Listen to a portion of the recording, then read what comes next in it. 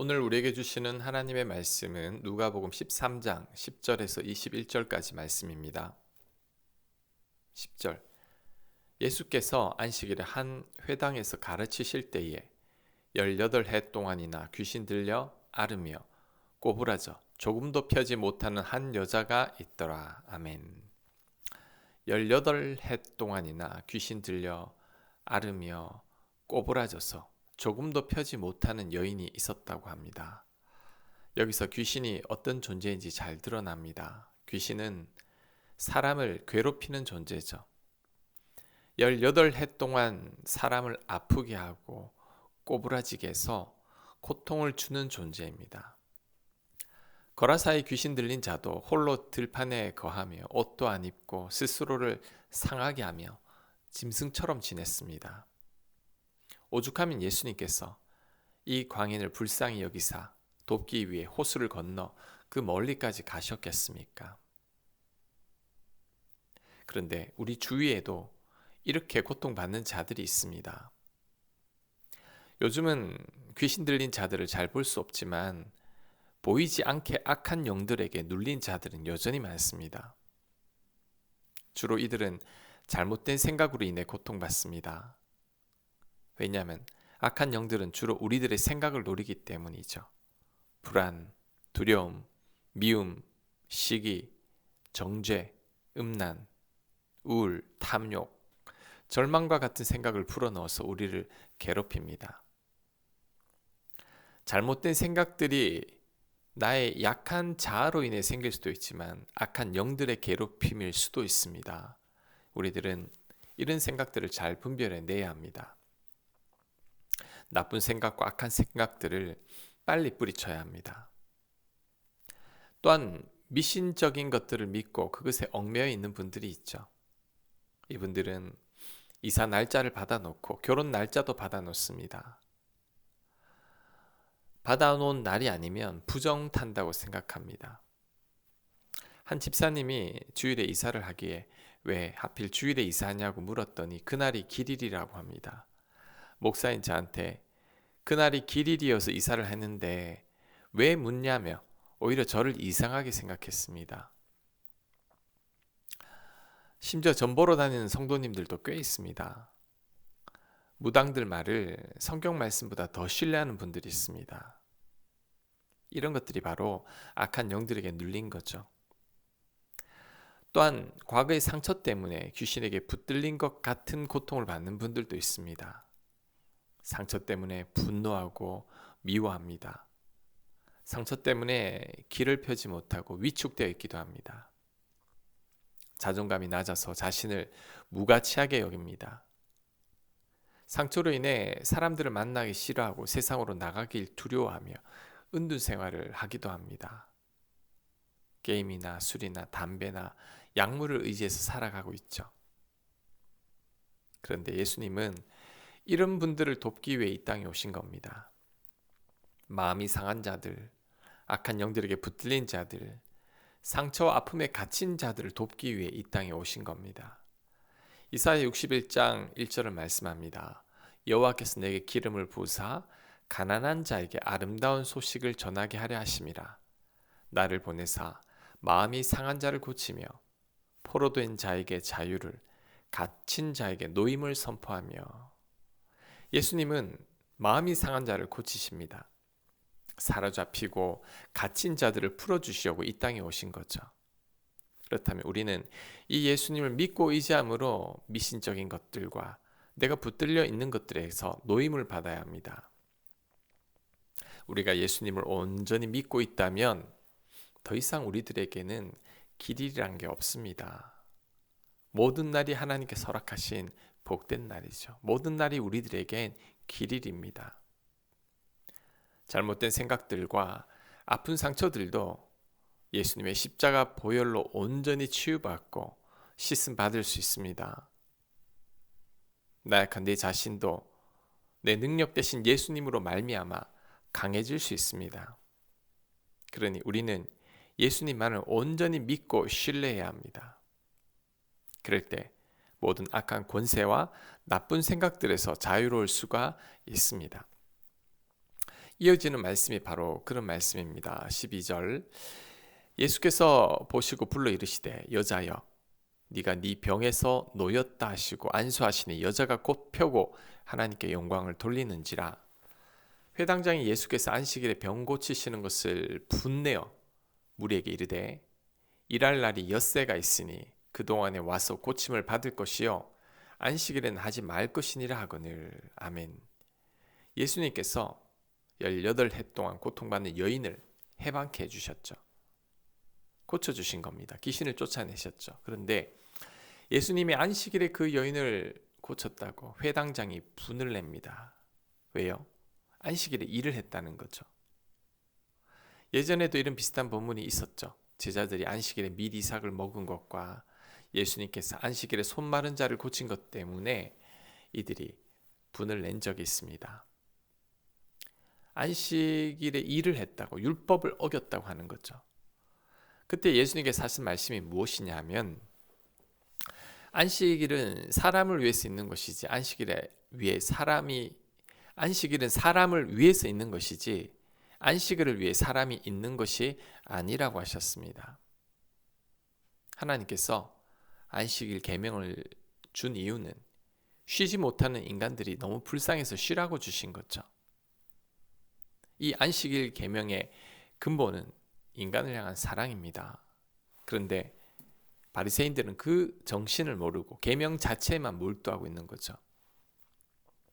예를 들면 주일날 교회로 오고 있는데 누가 사고를 당해 쓰러져 있습니다. 어떻게 해야 합니까? 예배 시간 늦었다고 서둘러 교회 와서 예배 드리는 것을 하나님께서 기뻐할까요? 아니면 예배를 안 드리고 그 사람 도와주는 것을 기뻐할까요? 그 사람 도와주는 것을 하나님께서 기뻐하십니다. 이럴 때는 예배 빠져도 됩니다. 율법의 근본 정신은 사랑이죠. 안식일 계명을 지키는 것보다 더 중요한 것은 18해 동안 고통당한 여인을 도와주는 겁니다. 율법을 지키겠다고 사랑을 어겨서는 안 됩니다. 이게 교회에서 제일 안 됩니다. 특히 믿음이 있다고 생각하는 분들이 더 안 됩니다. 왜냐하면 바리새인들처럼 옳고 그름만을 따지기 때문이죠. 외적인 모습만으로 얼마나 판단하는지 모릅니다. 믿음이 연약한 자들의 실수를 용납하지 않습니다. 그러면서 또 본인은 신앙생활 잘하고 있다고 착각하죠. 사랑하기보다 옳고 그름을 더 따지고 있다면 나도 종교 지도자들과 다를 바가 없는 겁니다. 율법을 가장 잘 지키는 것은 사랑입니다. 주일 성수 잘하고 기도와 헌금 생활 잘하고 11조를 잘하는 것보다 내 곁에 사람을 사랑하는 것이 가장 큰 계명을 잘 지키는 것입니다. 사소한 율법을 지키려다가 율법의 가장 큰 계명인 사랑을 어기는 실수를 범하지 않아야 합니다. 자, 15절 계속해서 말씀합니다. 주께서 대답하여 이르시되 외식하는 자들아 너희가 각각 안식일에 자기의 소나 나귀를 외양간에서 풀어내어 이끌고 가서 물을 먹이지 아니하느냐. 그러면 18해 동안 사탄에게 매임받은 이 아브라함의 딸을 안식일에 이 매임에서 푸는 것이 합당하지 아니하냐. 예수께서 이 말씀을 하시며 모든 반대하는 자들은 부끄러워하고 온 무리는 그가 하시는 모든 영광스러운 일을 기뻐하니라. 아멘. 회당장에게 예수님께서 반박합니다. 너희들은 안식일에 자기 가축들을 먹이지 않느냐. 왜 물가로 끌고 가서 물을 먹이느냐. 그것은 일이 아니냐. 하물며 이 여인은 18년 동안 귀신 들려 고통받은 여인인데 그 여인을 살려낸 것이 어떻게 일이냐. 누가 더 일인 거냐. 가축을 먹이는 게 일이냐. 이 여인을 놓아주는 게 일이냐. 즉 예수님이 하신 말씀은 18해 동안 귀신 들린 여인을 고치는 것은 일이 아니라는 거죠. 그리고 사랑으로 고친 것이니 안식일 계명을 지키는 것보다 더 크다는 겁니다. 그런데 회당장은 율법의 형식만 강조하느라 사람에 대한 사랑의 계명을 어기고 있는 거죠. 그러고도 그 사실을 전혀 깨닫지 못하고 있습니다. 앞에서도 말씀했지만 우리도 충분히 이룰 수 있습니다.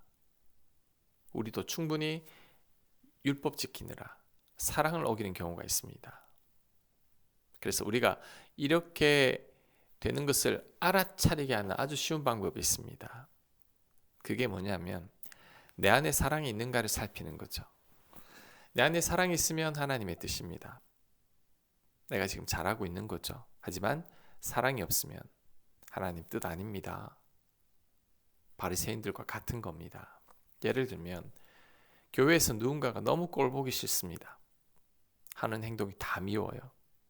그래서 아예 상종하지 않기로 했다면 잘하는 행동일까요? 내 안에 사랑이 있는가를 보면 됩니다. 내 안에 사랑이 없다면 하나님 뜻 아닙니다. 내가 잘못한 게 없다고 해도 사랑으로 행하지 아니하면 그것을 하나님께서는 기뻐하지 않으십니다. 모든 계명의 핵심은 사랑이죠. 사랑은 율법의 완성입니다. 그래서 항상 내 안에 사랑이 있는지를 점검해야 합니다. 회당장처럼 형식만 중요하게 여기고 사람 귀할 줄 모르는 자가 되면 안 됩니다. 우리는 먼저 사랑하는 자가 되어야 합니다. 그럴 때 이 안식일에 병 고치는 것을 봐도 전혀 불쾌하지 않을 겁니다. 18절 그러므로 예수께서 이르시되 하나님의 나라가 무엇과 같을까? 내가 무엇으로 비교할까? 마치 사람이 자기 채소밭에 갖다 심은 겨자씨 한 알 같으니 자라 나무가 되어 공중의 새들이 그 가지에 깃들였느니라. 자, 이번에는 겨자씨 비유입니다. 겨자씨는 새까맣고 아주 조그만한 씨죠. 얼마나 작은지 1mm도 밖에 안 됩니다. 그런데 그 씨가 심겨지고 자라게 되면 엄청나게 큰 나무가 됩니다. 나중에는 공중의 새가 다 깃들일 정도죠. 자, 이 겨자씨 비유가 바로 천국을 말하는 겁니다.